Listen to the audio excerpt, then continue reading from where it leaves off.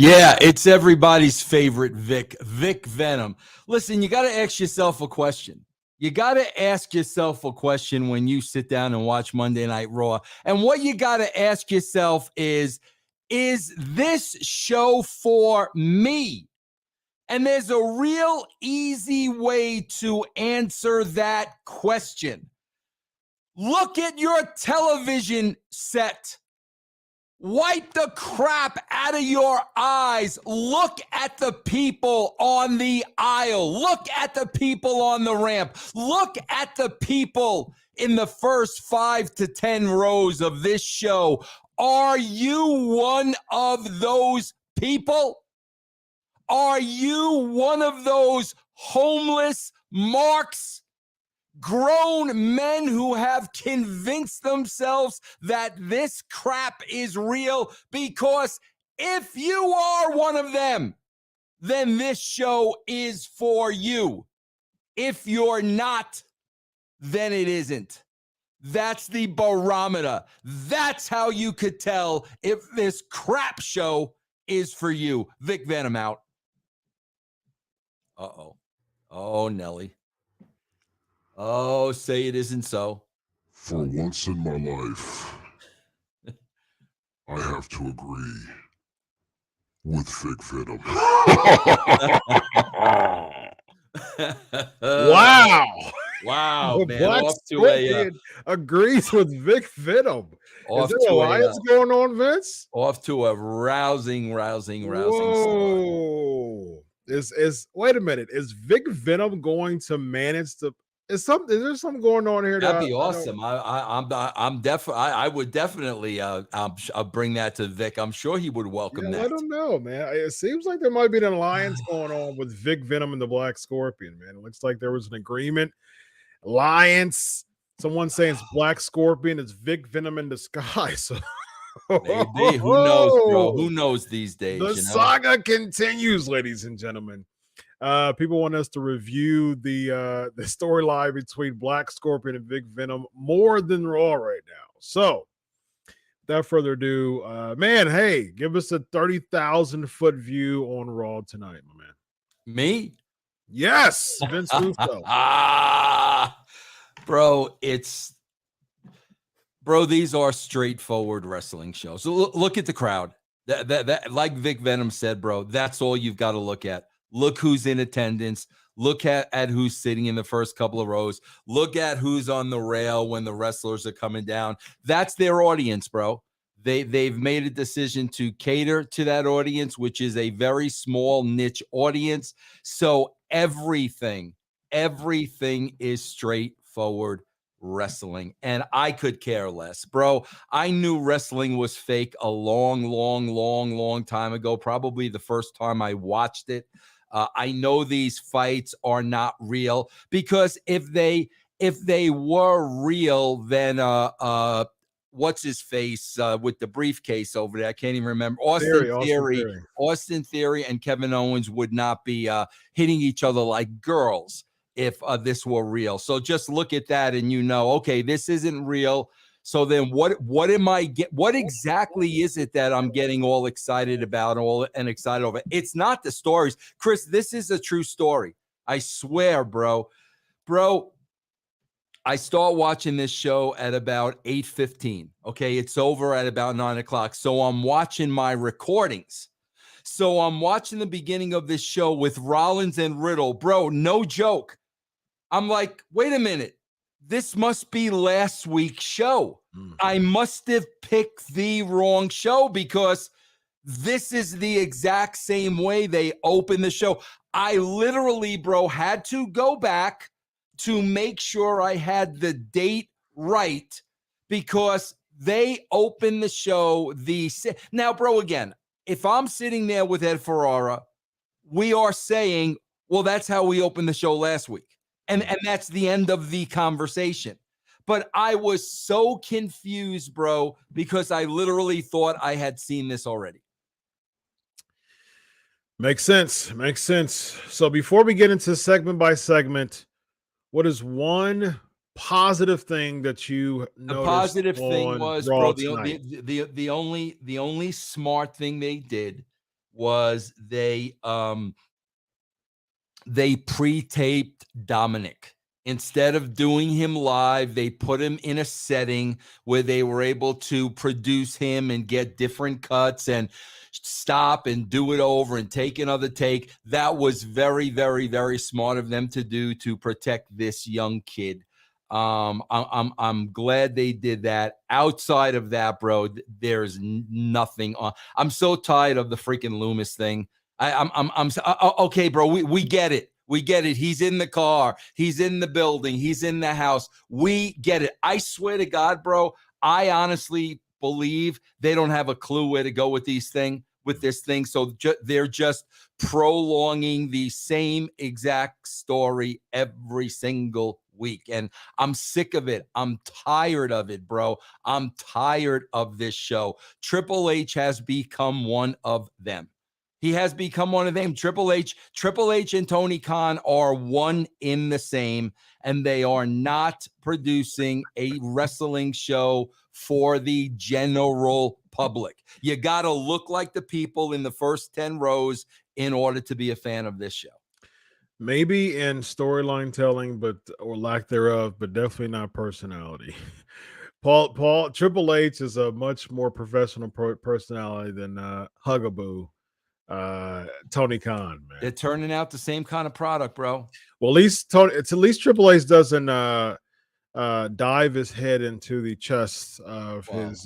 Who knows? That may start, bro. That may. Oh. Gargano gets a couple wins under his belt. Who knows, bro?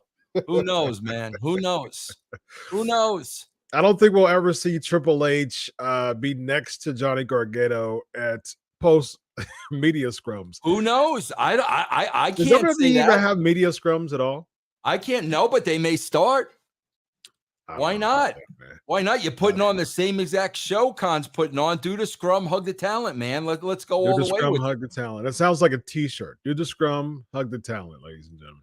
Did you like the fact that the Judgment Day storyline carried throughout the entire night? Bro, we got to stop with storyline. There's no storyline. This is not a storyline. There's zero story, bro. So did I like the fact that they weaved Judgment Day throughout the entire show? Bro, there's no story. I mean, there's no story. There's no mystery. There's no substance, bro. There's no story. What do you think the payoff could be for this?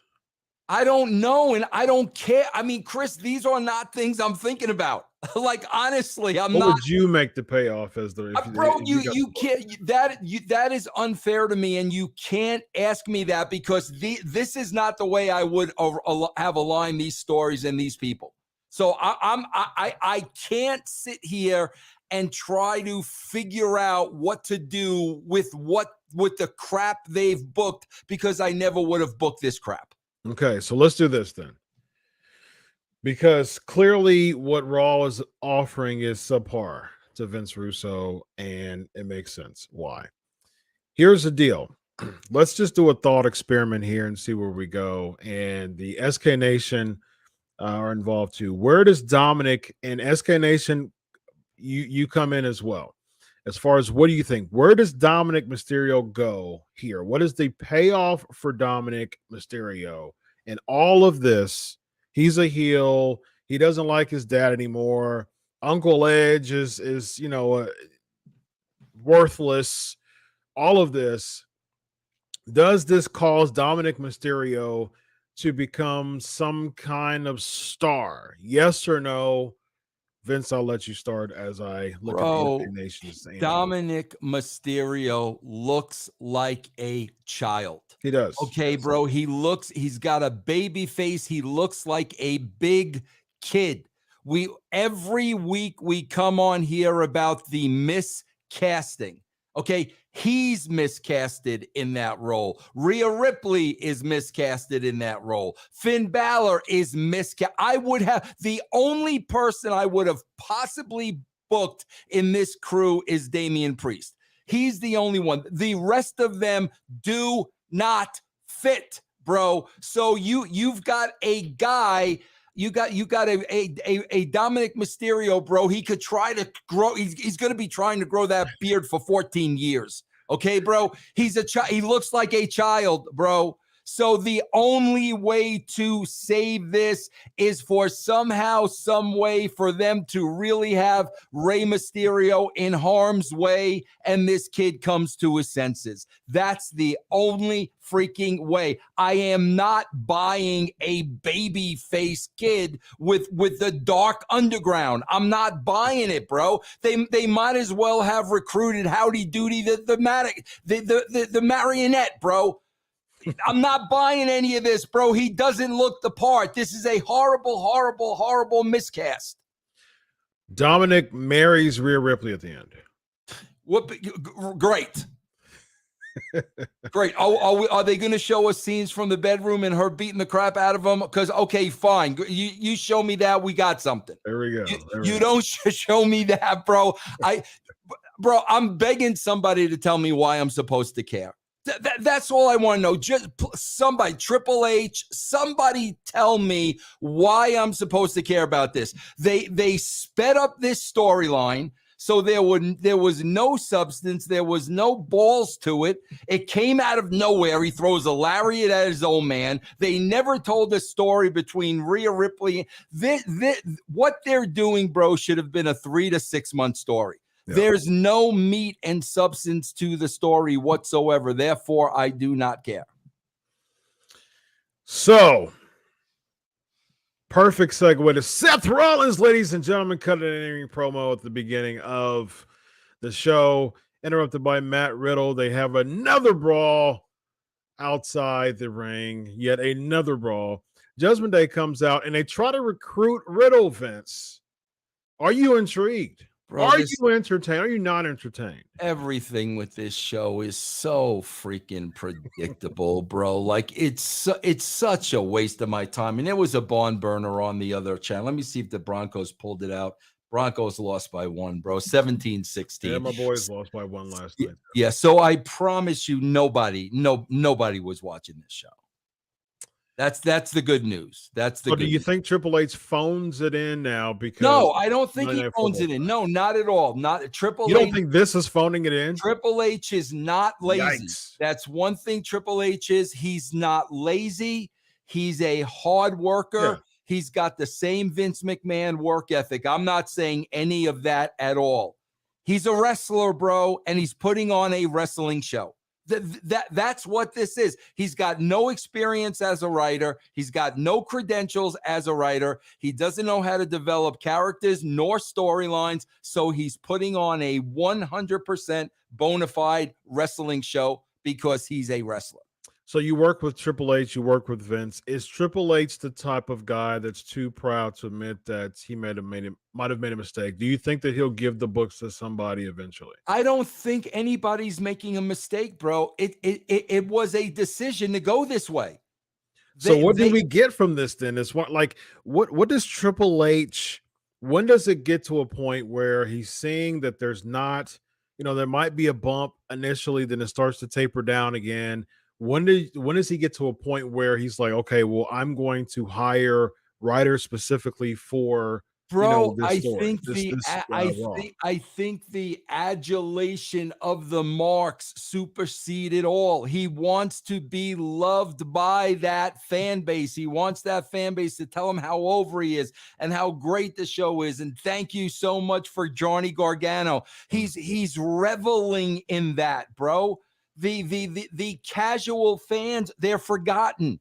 It's over, bro. It is over, bro. I'm telling you, the second Sportskeeda says to me, Vince, we no longer want to do business with you. We don't need you for any of these shows. I swear to God, bro, Sportskeeda is the only thing that keeps me watching wrestling. It is the only thing, because this show is clearly not for me. Well, maybe Vince Russo, there'll be a radical change in pro wrestling. And you're like, you know what? This feels like Tootsmon all over again, man. I'm going to give it one more chance. You tease me with Toots, man. Chris, listen, we started with Rollins and Riddle, a brawl, the same exact brawl from last week. Then whatever, Judgment Day comes out, very, very predictable. No, bro is not going to join you. He's going to kick you. That's going to lead into How a match. predictable was that, though? Like, do you really think that this, like, Riddle's going to be like, yeah, so I'll join you? Like, Yeah, I don't understand. And then he's got the match with Balor. Rollins comes back out, which gives 32 minutes. This was 32 minutes of my time. And what did we get out of it? Nothing. We got nothing. Nothing new was developed out of this. We got nothing, bro. Next week, after that, we got Damage Control cutting the backstage interview. And so for some reason, Bayley didn't want to comment on the fact that she beat Bianca. She pinned Bianca Belair for the first time, and someone beating her for nearly a year. She didn't want to. She wanted to comment on everything else, but she didn't want to comment on the achievement of beating Bianca Belair. So this also led to the segment after that was the Dominik Mysterio video, which you put over. Right? Yes, because they had it in a controlled environment. They could work with them. Nice. Who is that? They put that was totally a. What's going on here now? Yeah, that was totally. They put that for my avatar. Sportskeeda did. That was Hook and. Why is that your avatar? I don't know, dude. I have no clue. I have no idea. They just changed my avatar when my. But this was smart. This was smart to protect the kid, control it, make sure he says the things we want to do, make sure he wants to tell the story. But there is no story. Yeah, there's no story, bro. Even when we get to the match, which I'm sure we'll talk about later, he's mocking Eddie. Yeah. Why is he mocking Eddie? Like, what's the story there? Trying to get heat, man. Trying to get heat. Exactly, bro. That's it. Just trying to get cheap heat. Yep. Why would he have heat with his dead uncle, bro? Just to get cheap freaking heat. This is the lowest common denominator, bro. Like literally the lowest, just the lowest common denominator, man. Yeah, agreed. But here's another thing, bro. Like with Dominik's promo, Chris, have you ever said anything in your life, whether it was here on this show, whether it's to your lovely wife, whether it's to your kids, whether it's to your patients, have you ever made a statement and then at the end of you saying what you said, have you ever snarled at any point? No.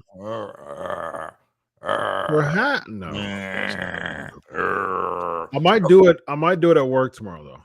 I might, when my clients come in and they're telling me how, they're telling me their traumas, I might just snarl. Bro, why is Dominik snarling? He's desperate to get that heat, man. Snarling gets you heat. Let's think about that, Chris. Yeah. Snarling, the guy's snarling, and you're sitting at home and saying, "Oh, I hate this guy. He's snarling." He's snarling. It's like it's the lowest. It's just the lowest. It's like literally a rock is writing this show. It's the lowest. I'm a heel. I'm gonna snarl when I'm snarl, man. Oh my God, bro, please. It's the snarl. See, backstage they said, you know what to get you over as a heel? The snarl. The snarl will do it. The snarl will do it. It's one of those things where they think, who do you think is coaching him other than Ray and Edge?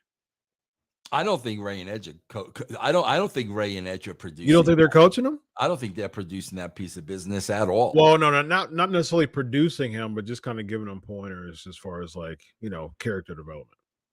I think they both are, but in this setting, this was a producer. There was a producer there, helping him out with the verbiage and what to say and how to say it and whatever, bro. I've never seen anybody in my lifetime of 61 years snarl when they're done making a statement. I've never seen it outside of wrestling. So it looks like since we turned gimmicks into gimmick aid, we might have to bring out the snarl for Dominik, man. Just like the claws for the Bearcat. It's so, bro, they're so entrenched in the freaking wrestling bubble. They don't understand how stupid this stuff looks. They don't have a clue. Nobody snarls, bro. Nobody. You know who snarls? Chris? Dogs snarl. Dogs snarl. Yes. He's supposed to be as angry as a dog, Vince. Yeah, and why did dogs snarl? Because they don't know any better. They don't even know why they're snarling. They just do it, bro. Okay? I remember there was a promo that I'm sure that y'all see it on YouTube. Just look it up on YouTube. I don't know if you've seen this, Vince. I don't think you were there. This is probably 2000, early 2000s. So you weren't there at the time. I don't think. It might have been late 90s, but I think it was early 2000s because Coach was still there. So he cuts a promo to Coach, and Triple H, SK Nation, let me know if y'all remember this. He laughs, and as he's leaving the Coach, he does this really pig-like squeak that was like, it seemed like it was on accidental because he was laughing so much. You have to look it up on YouTube. It's this crazy squeak that he did. Of course, I can't play it right now because we'll get pinged for it, but you have to look it up, Vince. And SK Nation, if you haven't seen it yet, it's this really loud pig-like squeak that Triple H does, and it's absolutely hilarious. And I think about the Triple H pig-like squeak when I think about the snarl for Dominik. And he's passing the baton, Vince. It goes from the squeak to the snarl, man. It's the way to get heat, man. It's so silly and stupid, bro. It's so silly it's making you call. It's so silly. It's so, guys, how many times do I have to come here and say, bro, professional wrestling needs to grow up. You guys need to grow up. We can't have people snarling, bro, in 2022. Grow up, bro. It's interesting because even C-rated movies aren't this bad. Bro, I swear to God, I just saw Stallone's movie on what's it called? Like Samaritan. And bro, it's supposed to be typical silly Stallone, the superhero. There's always a kid involved. It's the typical, but there's no way that's as corny as this. Yeah. And that they're doing that on purpose because you're expecting those things from Stallone movies. This is ridiculous, bro. It's absolutely ridiculous. So that's a good segue to my Dr. Chris question of the night, which is, in your opinion, what is the worst pro wrestling themed movie that you could recall? I walked out of Ready to Rumble. I walked out of it. Oh, you didn't like it? Oh, I walked out. That was atrocious. You had a lot to do with that movie, didn't you? I didn't have anything to do with that movie. When I was hired, they were already they were filming that movie when I walked. So you were already okay, so they were already filming it while you were hired. Yeah. What was so bad about Ready to Rumble 2? It was awful. It was definitely worse than the what was the first Hogan movie? Rip. No Holds Barred. Definitely worse than No Holds Barred. Without it, I sat through No Holds Barred, but I brought my kids to it. But I sat through. I could not sit through Ready to Rumble. I watched No Holds Barred back. I think I did like a movie review like a couple of years ago on Pancakes and Power Slams.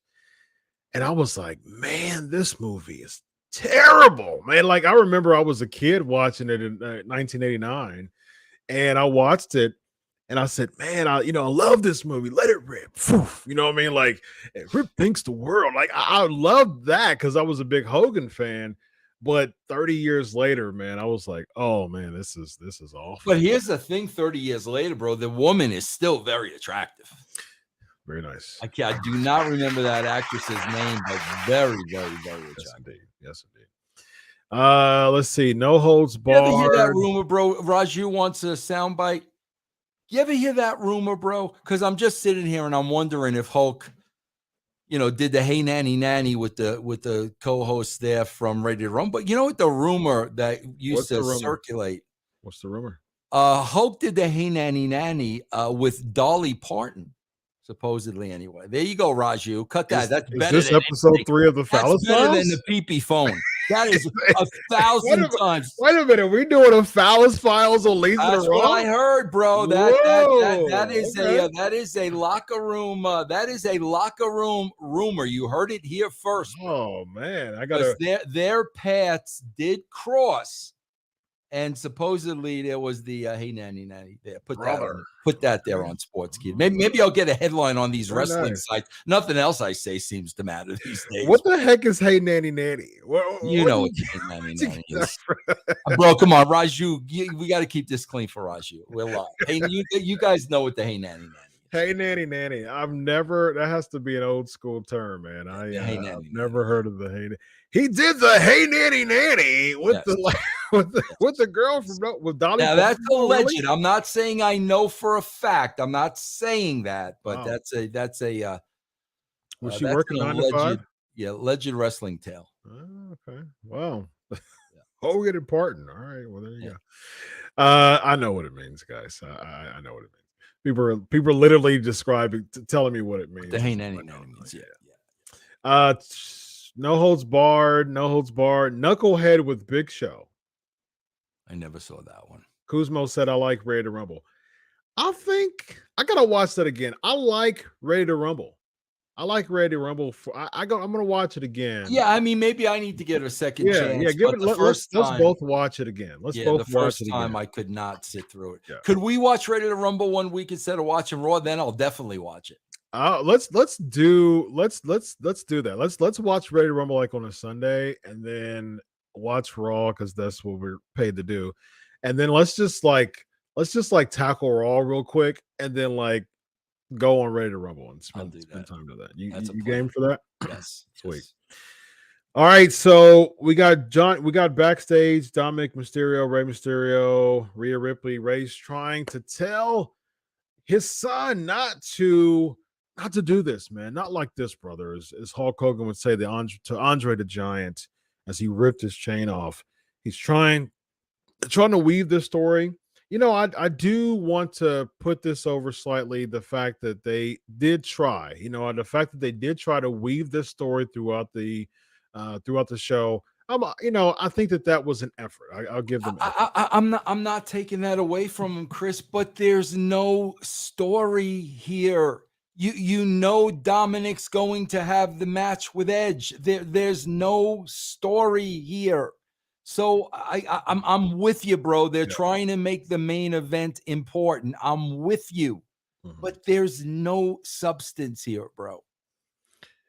It seems like the substance is perhaps Rey turns. Could that be it? Bro, I don't know what they're Rey to Judgment Day would be odd to me, though. That would be odd. Dominik isn't odd in Judgment Day. Dominik, because when we had our conversation about people joining Judgment Day, it just I knew that Dominik was going to join. I said that early this year because it just seems like that's what they were going to do with him. Right. But I was hoping that by the time I said it, months and months ago to now, he would have worked on his character much more than to look like a baby face lost puppy. And I'm hoping that do you think at this point he can't grow facial hair? Absolutely. You don't think he can? He would have it already. He would have that'll help him a lot if he grew their face. Absolutely not. Absolutely. He's still got puberty pimples and stuff like that too. So yeah. Oh man, poor Dominik, man. He's grow some facial hair, man. That's the thing for Dominik. Grow some facial hair. Next we have Johnny Gargano, your favorite. He beats Chad Gable in a catch can match, and then he gets attacked by Austin Theory. He does. Wait, bro, we never talked about you. Wait, give me a timeout. Let's go, Joey. I can't believe I'm going back in the show, but give me a Joey. Man, it must be important if you're going back, Joey. Time out, Joey. So what was the whole point of Raquel and Aliyah winning the tag titles 2 weeks ago? A team we did not know. Oh, I have that here. I forgot. What was the whole like? What? I don't understand. What was the whole point of that? I think it's just to give a baby face the tournament win to celebrate. And Aliyah, she's probably like, the thing is with Aliyah, Triple H probably gave her that as like a reward for being in. She's been in NXT for years, and I can definitely see Triple H giving that to her as a reward for coming up and spending so much time in NXT. We're going to give you the tag team championship, and she probably cried about it. She probably felt so good. It was probably, I'm going to make her feel good about the fact that she's been in NXT. I'm going to reward her by giving her the tag titles. That's probably precisely what. Bro, I could tell you this. I don't know exactly what it is, but I could tell you this. I am way more interested in Aliyah and Raquel than the Sky Sisters. I could tell you that without a shadow of a doubt. Also, they need a lot more to me. I like Raquel a lot, but Aliyah, not so much. Why are they together? Why are they friends? Maybe there was a relationship in NXT, and that's it reminds me almost like, bro, it could almost be like a female version of like Harrison Storm. Like, why were these two guys together? They were pretty, it could be that type of a story. I'm much more interested in something like that than I have zero interest in the Sky Sisters. None. I don't care. I like EO as a I don't even know who's who. I have no idea who's who, bro. I've told you like 8 times. So like, I don't care, but that shows you how little I care. EO Japan. Think of EO Japan. Bro. Dakota, New Zealand. All right. Bro, you tell me Dakota. I think of Terry and Dustin Runnels' daughter. That's what I think. Very nice.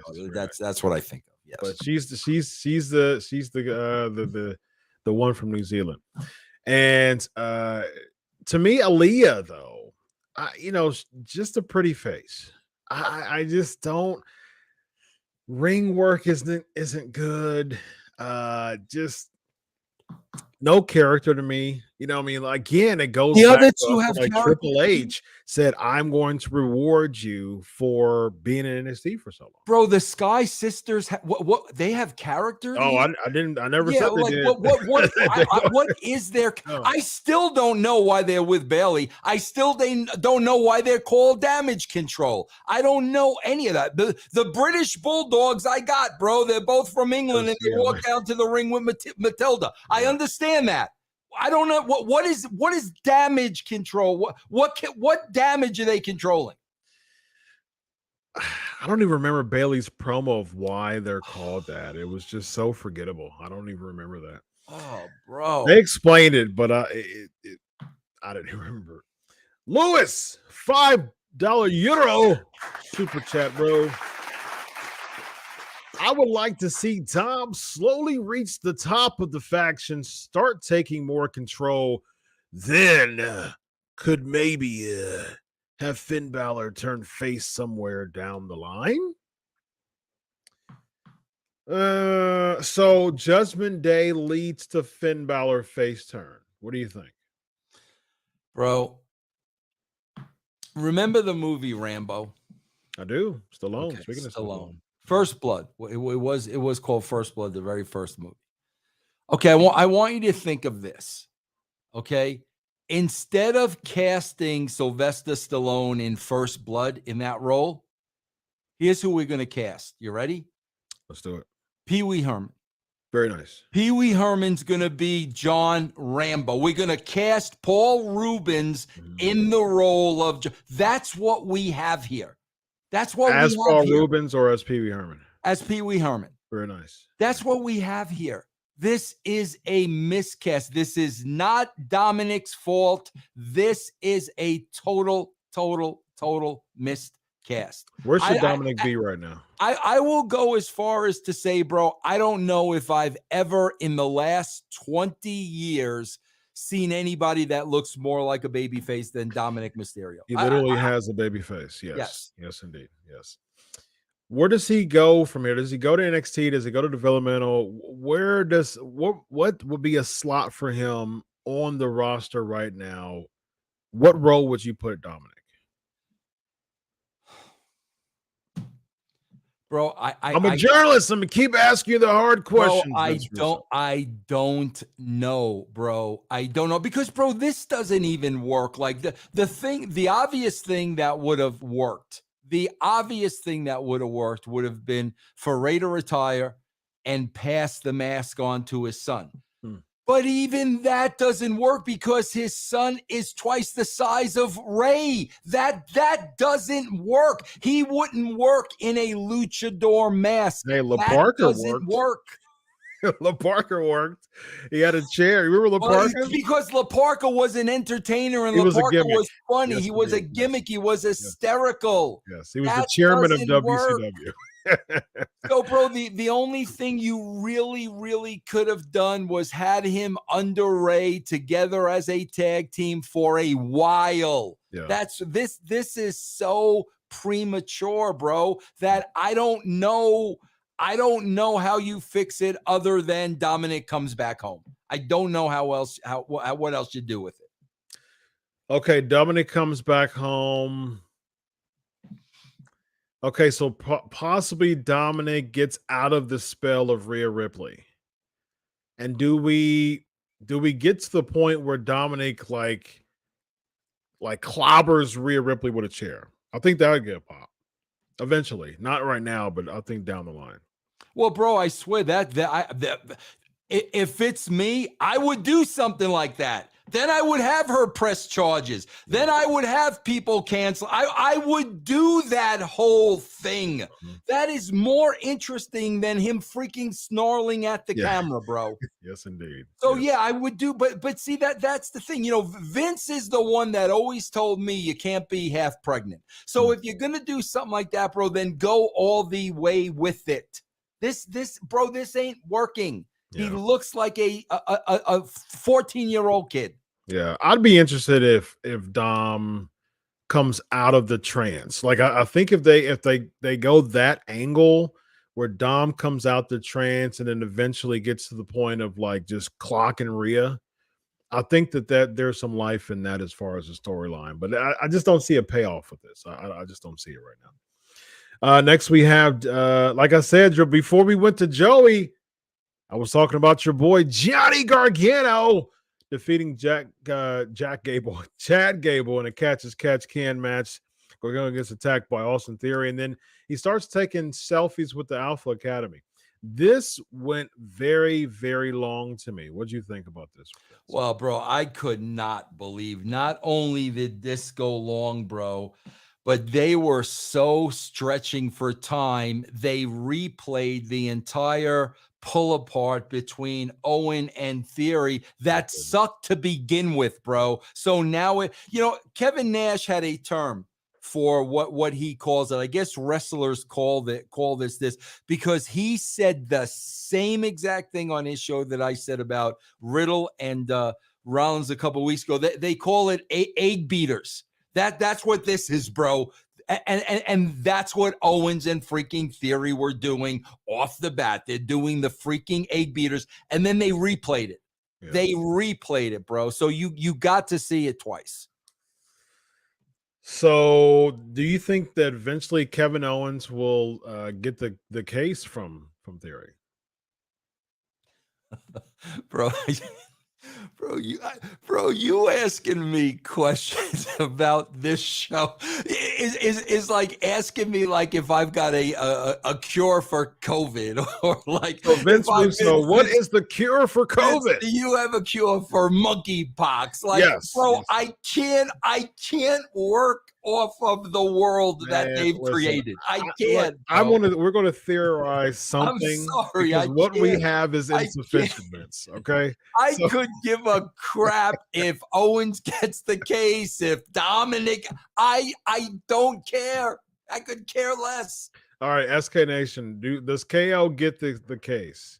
We gotta do something with this, Vince, as far as fantasy booking. Because I can't I just unless I'm fantasy booking this in some way, I don't see any payoff and I don't care. That's I the thing. can't fantasy book what they're putting in front of me, bro. Like I would have never booked this stuff. Okay, I'm gonna keep asking you questions. Maybe I'll get something You out could of it. keep asking me, bro. Maybe something will pop, Maybe I'll but get you something. like Yeah. bro, let me put it to you this way. If Kevin Owens wins the case from Austin Theory, what is it? What is that? Why am I supposed I to don't care. That's the right, thing. that's what I mean. I don't. Who cares? I don't care. This guy, but I've seen Kevin Owens do so win, lose, win, lose, win, lose. Shane McMahon, win, lose. Sammy, whoever his name. I've seen it all, bro. I don't I've want to see seen KO it. with the case. I will say this. I will say this, bro. It looks like he's lost some weight. I will say that. He looks in a lot better. Maybe he's doing that for Triple H, whatever. But I will give him kudos to that. He looks in a lot better shape. Very nice. Very nice. Very nice. Vince Russo putting over the weight loss of Kevin Owens. Yes. Is better than Raw, ladies and gentlemen. Very nice. Very nice. Very nice. Yeah, that's the thing. I would rather see Lashley in theory for this case. That's the thing. I would rather see, because I want to see Lashley get the case and be the one who beats Roman Reigns for it. I mean, like, I want to see Lashley the one who cashed in against Roman Reigns. I think that he's the only believable, other than Strowman-ish, he's the only believable person to me that can cash in the case against Roman Reigns. So that's what I want to see. Bro, how bad is it when they've booked it where it's so far apart? You know what I'm saying? It's Roman and the gap is so wide, bro. Yeah. That's horrible positioning, man. Yeah. So that gap, man. I mean, whether Rock was the champ or Austin, look, you had Kane in between, you had Mick in between, you had Shawn in between, you had Taker in between. Like, you had so many people in between. Yeah. The gap is wow. It is, and here's the thing. Here's my take on that. I think Reigns is being booked very well. I like the fact that there is a gap because he's the champ and he feels big. I like that, but at the same time, they should have good baby faces there to make it seem like even in the same ballpark as far as contention is concerned. I don't think there's not really anybody in the same ballpark as Roman. Bro, do you remember when Mick Foley won the title on Raw out of nowhere? Yes. That was believable because Mick wasn't beaten to death. Yeah. Mick was still clean. I mean, that was believable. There's nobody you could do that with right now. And plus, Austin came out, to help the segment too. So it wasn't just a clean win. It was just what Austin came out and brought back the pop was good too there, as far as the Austin come out, which helped Foley win the, with the championship as far as getting that extra pop. And so that was great, but Foley wasn't, like you said, Foley wasn't beat to death to make it seem like it was 50-50 or on a lower level. It wasn't like because Foley won the drop, that thing, that's I don't see anybody right now with the capacity to just beat Roman Reigns and it has that same big feel to it. I just, other than Lashley, what do you think about Strowman, for instance? Do you think Strowman has the ability to beat, is he a contender to beat Roman Reigns as far as believability? Bro, he's only a contender to beat Roman Reigns, believability wise, if he goes on a run and does not get beat. That is the only way, man. He learned from his mistakes the first time around. Even if he said, bro, the first match I lose, I'm out of here. Gotcha. Even if he puts himself on the Goldberg streak, and he beats people, he starts climbing that ladder and the opponents get higher and higher, then it could be believable. The minute they beat him, he's right back where he was before he left. Everybody else. Yeah. Right. Yeah. Makes sense. Makes sense. Lewis, $2 super chat, bro. Now, I'm glad Lewis asked this question because think about this. Lewis says, how would you book Rollins versus Lashley next week? Think about this, Chris. Why isn't everybody asking Lashley for a title shot? Why isn't everybody saying next week, I'm going to wrestle you for that title? You understand what I'm saying, Lewis? I would have never done that in a million. What that precedent set was, anybody can challenge Lashley for the title next week. Yeah. I would never do that in a million years. Now, whatchamacallit, Riddle can challenge him. Yeah. Gargano could challenge him. Finn Balor can. I would never, ever book that in a million years.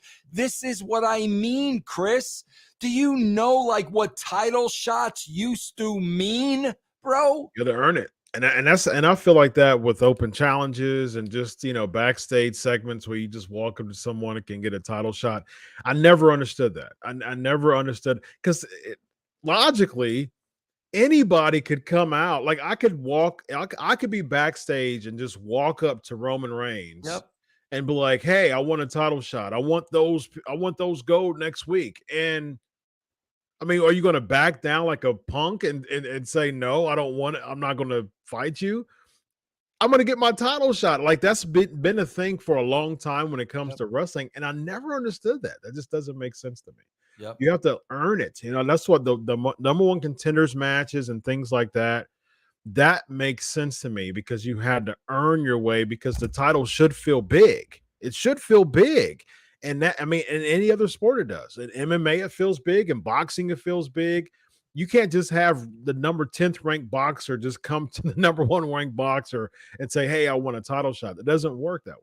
And Chris, like the way it used to work, a level below that, you'd have a match between two people that really meant something, and you knew the person who wins this is getting a title shot. Like you knew it. Rollins, I want a title shot right here next. Oh, okay. Like, come on, man. Come on. Indeed. Austin Theory cuts a promo in the ring after that segment, and he gets interrupted by Kevin Owens. That calls some type of motivational speaking by Kevin Owens. Bro, did you see the marks on the rail when Gargano was walking down to the ring? That's your wrestling audience, bro. That's your wrestling audience. There's no kids. There's no teenagers. There's no hot women. That's your wrestling audience, bro. The people who were, bro, there was one guy that was actually bump-fisted Gargano and looking up at himself on the screen. And the guy was 40-something years old. Think sounds like something Tony Khan would do. Think about that. The guy's 40-something and he's doing that like, oh my God, bro. What have we done here? What have we done here? What have we done? It's marks, man. It's become niche. It's become niche. It's become a niche product. And that's because of the booking. It's because they're playing to the house so much that they don't care about the casuals. And that's basically what we've seen. Next, we have the Bianca Belair defeating Sonya Deville. So didn't we do this? We did this. Oh, we've done this plenty of times. We did. The last open challenge she did, Deville came out. We did this. I don't get it. I don't get, like I said, Vince, I don't get it. I don't understand why these open challenges, why people just aren't fighting. Like, and there was a pause too. Like, hey, anybody could come out and challenge me for the Raw Women's Championship. Pause. No one's coming out. Wouldn't it make sense that you get a free title shot right now? Everybody's going toward the ring, but it's a pause as if no one cares. See, And bro, then someone from SmackDown comes out. bro, that's exactly what you want fantasy booking. That's exactly what Vince Russo is writing. She throws the open challenge out there. They promote it all day long. They may even promote it on SmackDown. But Bianca Belair is going to throw an open challenge, blah, blah, blah. She throws an open challenge out there. There's only one person that can, you want ratings. There's only one person that can walk down the ramp, and that's Ronda Rousey. And that's how I book. Mm-hmm. That's how I freaking book. Not Cecil B. DeMille, who we're going to beat again, who doesn't mean anything. No, Ronda Rousey walks down the aisle. Nobody's switching over to the football game. DeMille walks down. We're all going to the football game. That's a money match, though. Would you put that on a random Raw? Absolutely, I would, because they need to get back to must-see TV. Anything can happen at any time. They need to get back to that. Not this predictable crap. Bro, I'm telling you, the number is going to suck tomorrow because of Monday. This was the first week of Monday Night Football. Yeah. You didn't have two big markets, but you had a hell of a game. Mm-hmm. I'm telling you that number is going to suck tomorrow. Yeah, I would save that for a money match, though, because I think if it gets buried in a 3-hour Raw, it's just not going to mean as Chris, much. we booked Austin and Rock so many times because every time we booked it, we made it mean. But there was a story behind it, though. Exactly, but you can do that. Exactly, you can do that. That can be done. Not with the open challenge that just causes with the booking we see now. If Ronda Rousey would come out for an open challenge, it would probably be either a screwy finish, like Damage Control would probably come out and just beat both of them up or something like that. It wouldn't be any payoff to it. It would just be Ronda Rousey. Why not? Why wouldn't that humble Bianca Belair? Why wouldn't Bianca Belair say, listen, I'll be honest with you. I didn't expect Ronda Rousey to walk out. I wasn't prepared for somebody like Ronda Rousey. And if you're going to get in the ring with her, you better be ready. Then we go back to training. Then we build a return match that way. What is wrong? I don't mind that. That's the thing. I don't mind that. That's exactly what I'm talking about. Well, what I'm saying is I don't mind that. The only problem what I see is the booking we have now. There's no longevity in anything. Right. So I agree with you. It wouldn't progress to anything more than just an open challenge. But it would have to. Can you imagine, bro? She loses. Ronda Rousey was, oh my God, bro. Can you imagine her seeing her next promo in a controlled setting with her hair down? Can you imagine it's still, can you imagine? You know what? I didn't. Hey, listen, man, even if she says, you know what? I've been watching wrestling for, since I was born, whatever, blah, blah, blah. And, it's usually, somebody at the bottom of the card. I didn't expect it. I wasn't ready. And if you're not prepared for Ronda Rousey, you're going to lose. Yeah. I mean, let her put the onus on herself. Then you know what, bro, Chris? People would think about next time they throw an open challenge out there. Very interesting. Come on, man. But you're going against Monday Night Football and you're sending DeVille out there. Like, come on, man. Are you kidding me? Bro, if I did that, I would expect to be fired. I would expect to be fired. I would expect Vince to say to me, are you effing kidding me? This is the first week of Monday Night Football. And you're going to put this match on again? That's what I would expect. But the bar has been so low for so long, man. I mean, that's where we're at right now, unfortunately, with the product. And then on top of that, then you got an almost jobber match. You're not watching a football game during this? Yes. People are watching the football game during this for sure. And again, when I see stuff like this, Vince, I'm like, okay, Omos is being built up again, and then because are we supposed to forget that he was built up before just to lose, and he was built up again just to go away from the TV and to come back? What are we supposed to forget all this? Yeah, Or are we supposed to say, I'm gonna stay watching. Bro, we forgot why Loomis attacked AJ Styles, didn't we? We forgot that. We forgot that, bro. How many weeks in a row? We forgot that. We forgot the fact that there was some beef between Dolph Ziggler and Bobby Roode with Omos that never went anywhere. Like, what about the other guy that attacked AJ when Loomis attacked Miz for the first time? What happened to that guy? Where's that guy? We still have no clue. That might have been a real person then. It might have not been a fan. I hope it was. I hope it was. At least that makes sense. I hope it was. It was just some random guy with the helmet on. They're like, wait a minute. We don't know who he is. Go get him, man. Yeah, I hope it was, bro. Backstage, we have Edge and Rey Mysterio to continue to develop that storyline. Seth Rollins cuts a backstage promo and gets interrupted by Bobby Lashley. This is your favorite segment of the night. Is this some random? I wasn't talking about that, Gold, but I just want to get it off of you or whatever he said. So this leads a match between Lashley and Rollins. Does Lashley win to build his character? As far as Lashley's concerned, what is your overall take? And SK Nation, y'all throw y'all's thoughts in too. Of course, super chats that get you on the board. What is your thoughts on Lashley as a whole right now and his position in the WWE? Vince, I'll let you take it first. Bro, I've said this a million times, Chris. I don't know what his position in the WWE is, simply because, again, bro, if he does have a prominent position in the, I need to see him doing something every single week. I need to see consistency with the character. And here's what happens when you ask me that question, and he wasn't on the show last week or the week before. I don't know where he is on the card. I don't know where he is because I haven't seen him and we're missing weeks. And the bottom line is, bro, he's not important enough to get focus every week. I mean, that's really the bottom line, bro. If he's going to be one of the top 4 guys, he needs to be prominent every single week, bro.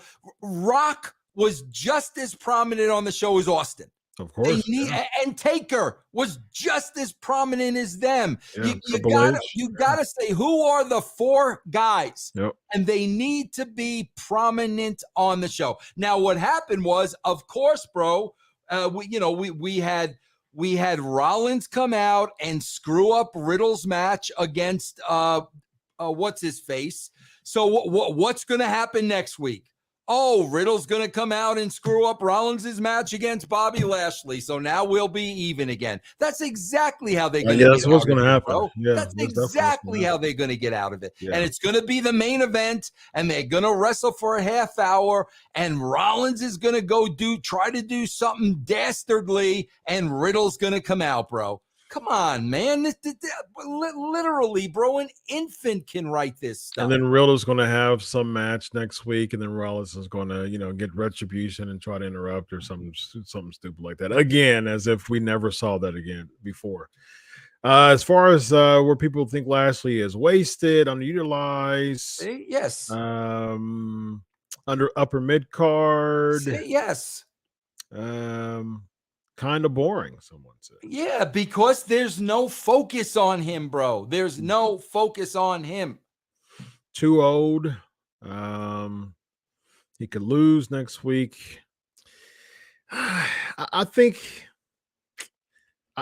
there's potential with making him the top babyface. I think when Cody comes back, would you rather have Lashley as the number 1 babyface or Cody, as far as you're concerned? I would rather have Cody just because he's fresh and unblemished. Unblemished. Okay. Okay. SK Nation, what do you think? Would you rather have, if you had the ability to write it out, so if you have the books, would you make Lashley the number 1 babyface, or Cody the number one babyface? I would make Lashley just because he's much more believable to beat Roman than Cody is. I don't think Cody is believable at all to beat Roman. It just doesn't click. Cody is believable enough to beat Roman, bro. If it's the old, Muhammad Ali, rope-a-dope, if it's that thing where he can't, like Roman can't put him away. And that's kind of who Cody Rhodes is. Bro, he's the bloody mess. He's fighting from underneath. He just can't put him away. And then all of a sudden, you start seeing Reigns run out of gas because that's the story you tell, bro. You could even start getting into the length of Roman's matches. And, he's never been, you can tell that story and make it believable where Reigns just ran out of gas. He threw the kitchen sink at the guy and could not put him away. Do you think Cody moves the needle if he wins the title? I think he moves the needle more than anybody else you've got. More than anybody Sans else. Lashley, right? I mean, sans Lesnar. Oh, yeah. Okay. Yep. No Lesnar. What about Edge? All right, bro. He'll move the needle more than Edge? Bro, we got Rhea Ripley getting heat on Edge. Like, come on, bro. Yeah. And bro, I love to this what I talk about the wrestling bubble. Like they're beating the snot out of Edge, and then Balor's holding him, and he introduces, you got Finn Balor, and you got Rhea Ripley. And who does this? Bro, can you imagine you're at a bar with your friends and you kick the snot out of one guy, and then you pick the guy up by the hair. Yeah. You just got a taste of Bobby and Joey and Jeff and Charlie. And Toots. Bro, what are we doing? What are we doing here? What are we doing? This is what Toots did right here. That's what I mean, bro. Like they're playing stuff out that they saw in 1970. Yeah, some old school. Oh man, bro, come on. Indeed.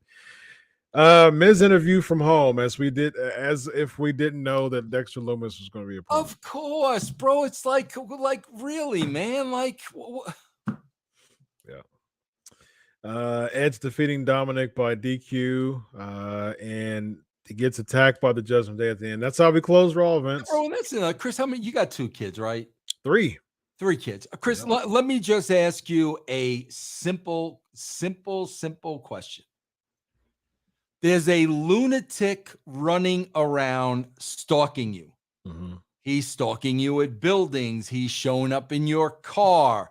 He's showing up wherever you are. What are the chances of you leaving your 3 kids home alone and going to an award show? 0. What, exactly, Chris. Exactly. This is what I'm talking about. You literally, bro, your wife cares more about dolling up, and you care more about walking a red carpet to leave your 2 girls home with a lunatic on the loose. That's what I'm talking about, bro. Yeah. He's at least he's making pretty drawings for him though. Miss and Mrs. It seemed like after that segment he was promoting the show. Like that's what I got from that.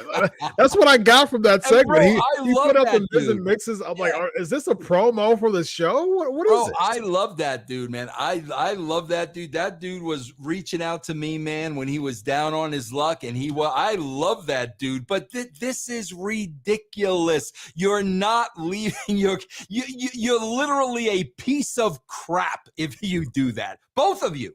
Both of the parents. Yeah, it doesn't make any sense. He said, "We got guards, though. We've got a bunch of guards. We got a bunch of guards, bro. We got guards. Oh man. Well, ladies and gentlemen, we've got guards, we've got Toots, we've got the Black Scorpion, we've got the Bouncies, we've got it all here. We've got Vera. Where's Vera been? Where the heck is Vera? I heard, bro, that they're repackaging. I heard that's being repackaged again. I read. Really?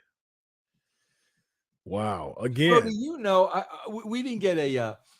We haven't talked about this. You'll get a big kick out of this, though. Bro, one of the reasons why I approached USA about consulting was because I much rather work with a television network than a wrestling company. And I also know, I know the game. I know USA is going to get worked by Pritchard and Dunn, and they're going to tell them exactly what they want to hear. Bro, I swear. There was one week where, I got a call from the president of USA Network. He just had a meeting with Pritchard. Bro, you're going to get the biggest kick out of this. They sold to him, bro, that Retribution and Underground Raw were going to be the two biggest things in the last 10 years. Bro, when the guy told me that, like, I literally laughed out loud. They put Retribution over, bro. Like, this is the and then, bro, so of course all that stuff failed. All that stuff went in the toilet. But bro, you know what was gonna turn this thing around? What's that?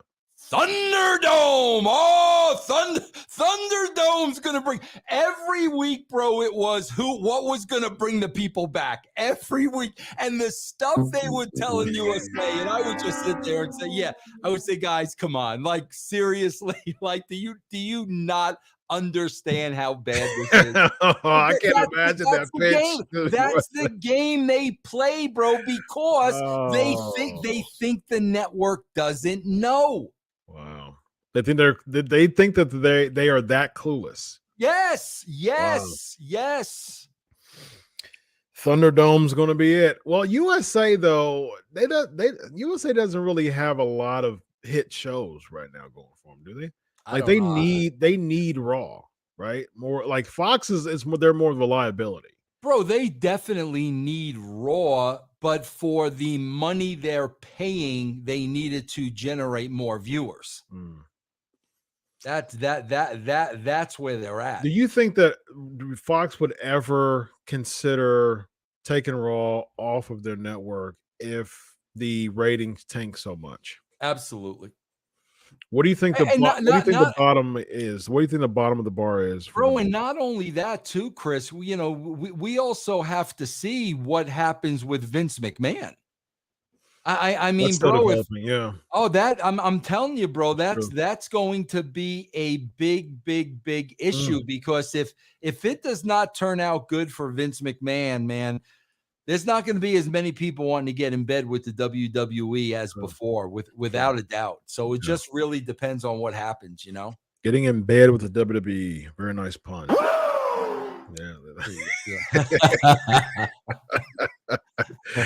Let them know. Yes, I'm sorry about the fantasy booking, but it's like I can't make sense. Like, bro, listen, I'm trying to make this something. I'm trying. I'm like, why would you? And again, bro, there's so much miscasting. And it's just like, why would you? I get it, man. Bro, like Bailey has now taken what's her name's spot where they're baby faces trying so hard to be heels. Bailey is a natural baby face, bro. Yes. And when she tries so hard to be a heel, it feels forced. It feels contrived. Yes, exactly, because she's miscasted. Bro, I don't know how you get that wrong. Yeah. Like when I was around these guys and when I was booking, you knew who the bad guy was and you knew who the good, like you just knew. Yeah. I agree with you, man. It just, the thing is for now, it's just, and this is what we do here. Legion of Raw. We turn gimmicks into gimmick aids. It's never just a segment by segment here. We got to fluff it up and we got to make it, Featherstone Russo-ize it, you know what I mean? And that's what we do here on Legion of Raw, and just to create, different stories. And you used to be a writer, so I'm going to continue to pick your brain as far as what you would do to this type of product that we have, just for the sake of conversation, because segment by segment, this would be a boring post show, just like any other post show that you can see, from any website. The first thing I would do is, okay, who are the players? What is the group? What is the team that's going to be on this show every single, not people coming in and out because they need to have exposure every week to get over. Yeah. So who are those people? Whether it's 15 people, 12, who are those people? Okay, now we got these people. They're going to be highlighted on the show every week. Now, out of these people, who are the top 4 people? Who are the people that we're going to treat with kid gloves that at any day of the week, they could be the champion. They could be the hood ornament of this company. Who are those? So I'm getting a structure and I'm getting everybody in place. When that's missing, it's all over the place, bro. And that's what this show appears to me. Like they'll run an angle for 3 to 4 weeks. That angle's over to the next angle. Yeah. You know, that's what there's no structure, bro. And that's what they need. Yes, indeed. Very nice. Very nice. That's a good way to put it. Thank you all, SK Nation, for we got a super chat from our guy. Can't forget our guy, Rollins. He's always dropping in with the gems. I saw a McMahon interview from 21 years ago. He had a 3-man takeover plan back then. When asked who will run his empire, he said Shane, Stephanie, and Marissa in that order. He shrugged when asked about Triple H. Very interesting. How long have they been married? Shane, Stephanie, and Triple H have been married 21 99. years. Wow, so he must have just married her at that point. Bro, Marissa is very, very smart. Very, very, very, very smart. They threw her in as like a backstage interviewer for a hot second. For a cup of coffee, Yeah. Yeah. Good stuff, man. Let them know about the brand, my man. Guys, check out channelattitude.com and you could get everything russosbrand.com. Very nice. Who's Marissa? Marissa's Shane McMahon's wife. Yes. People were asking.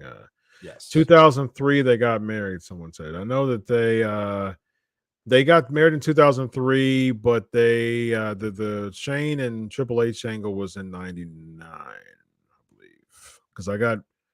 Because Triple H won the belt first in 99, 2000, somewhere around there. So, yeah. Super sticker. Very nice. We got a super sticker. Very nice. Thank you very much. Thank you very much. She hosted Livewire too. Oh, did she? She hosted Livewire. Very nice. Did she? I remember Todd Pettengill. That's all. When it comes to Livewire, Todd Pettengill was. I do. I mean, very well. I mean, there's a lot I forgot. I don't remember her on Livewire, but she could have been. Didn't you and Cornette have your moment on Livewire with Vince? Wasn't that a Livewire segment? Oh yeah. Oh, very nice. Is that the moment where Cornette started to hate you? Nah, bro, he probably hated me when he hates New Yorkers. Wow. So, I mean, I'm a New Yorker through and through, bro. So yes, he was never gonna like me. You're a New Yorker through and through, but you're a Ohio State fan, man. That's pretty. Yes, cool. yes. Cool. Yes, indeed. All right. They have a big blowout this weekend. They played a Mohegan Sun or something. Yes. They played Bishop Sycamore. They played Arkansas State. They won 45-12. So we have Toledo this coming Saturday. That's another rollover, no Toledo.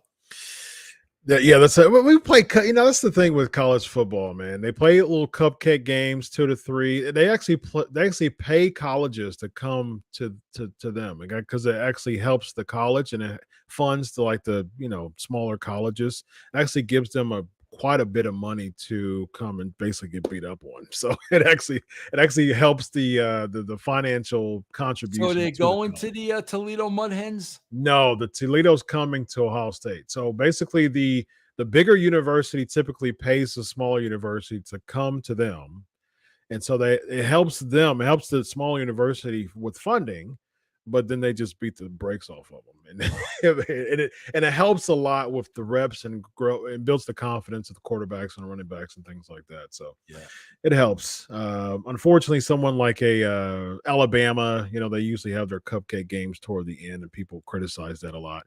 The cupcake games are usually in the beginning, just to kind of rep it. Yeah. But Ohio State, we usually play a top 25 team within the first three games. So Yeah. cool.